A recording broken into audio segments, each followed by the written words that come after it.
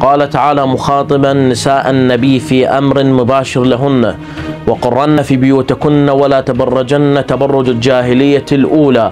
وإذا بعائشة تضرب القرآن عرض الحائط وتخرج من بيتها من المدينة المنورة إلى البصرة تقود جيشا وقد نبحتها كلاب الحواب، كما حذرها رسول الله صلى الله عليه وآله. وقال النبي لعائشة: يا حميراء كأني بك تنبحك كلاب الحواب وتقاتلين عليا وأنت له ظالمة.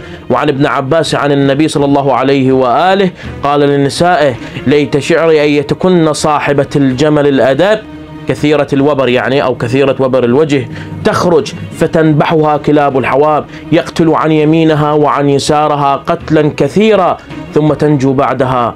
ورغم ذلك لم ترجع، بل ضربت بكلام وأوامر النبي عرض الحائط أيضا. وراجعوا حديث كلاب الحواب في مصادر السنية والشيعية. وكذلك حرب الجمل، كل هذا موجود إن شاء الله. وكل هذا لتحارب أمير المؤمنين عليا عليه السلام في معركة الجمل بحجة شنو؟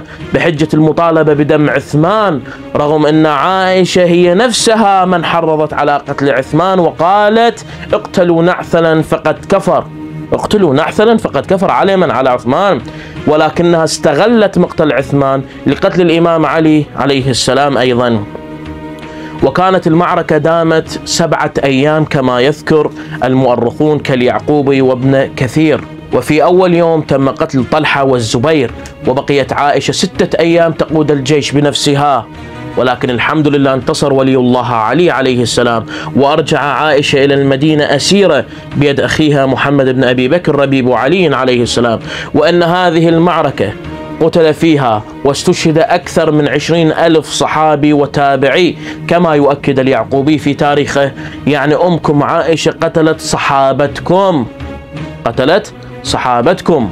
هؤلاء 20,000 ضحية اللي راحوا في معركة الجمل يوم القيامة يطالبون بدمهم من مين؟